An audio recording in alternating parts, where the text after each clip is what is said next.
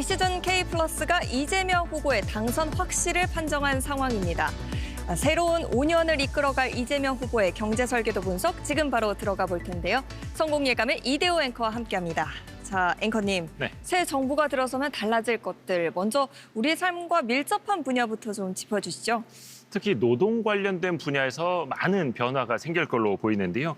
노동자의 권익을 높이는 방식으로 많은 공약을 내놨죠. 몇 가지 살펴보겠습니다.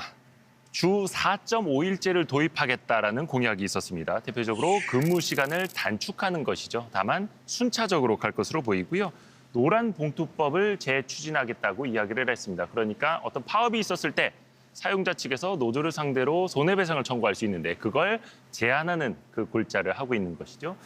그리고 이것저것 수당들을 다 합쳐서 주는 포괄임금제를 금지하도록 하겠다. 그러니까 공짜 야근이 없는 세상을 만들겠다. 이런 취지로 읽히기도 하고요. 또 동일한 노동에는 동일한 임금을 주기 위해서 그 기준, 체계를 만들어 가겠다라고 했습니다. 또 법정 정년을 65세까지 연장하겠다는 공약도 있었습니다. 네, 그런데 풀어야 할 숙제도 사실 많지 않습니까? 많습니다. 역시 그 노동 정책은 이 노동자에게만 국한되는 게 아니라 기업에게도 큰 영향을 미치게 되겠죠. 그리고 정년 연장 같은 경우에는 아무래도 청년층 일자리와 고령층 일자리가 충돌하는 지점이 있기 때문에 반드시 사회적 합의를 거쳐 나가야 한다는 목소리가 큰 상황입니다. 네, 다음으로는 우리 서민들이 먹고 자고 생활하는 공간, 부동산과 주택 문제는 어떻게 해결할 계획일까요?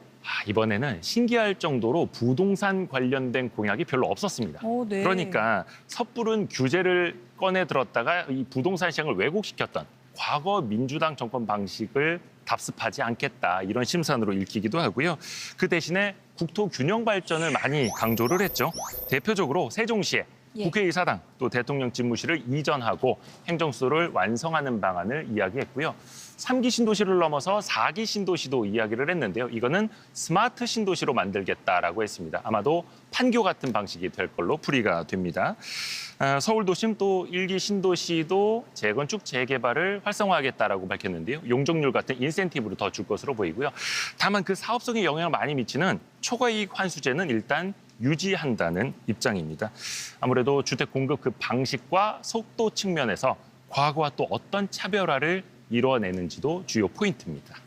네, 그런데 이번 선거는 이제 대통령의 거리로 인한 선거이기 때문에 당선이 되면 임기가 5년이에요. 네. 그런데 지금까지 이제 설명해 주신 것들은 사실 공약을 봤을 때 돈이 많이 드는 그렇죠. 공약들인데 무슨 돈을 가지고 이걸 다 처리를 하겠다는 거죠, 임기 내에?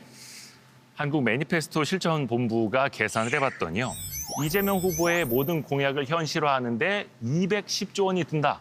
이런 주장이 나오기도 했거든요.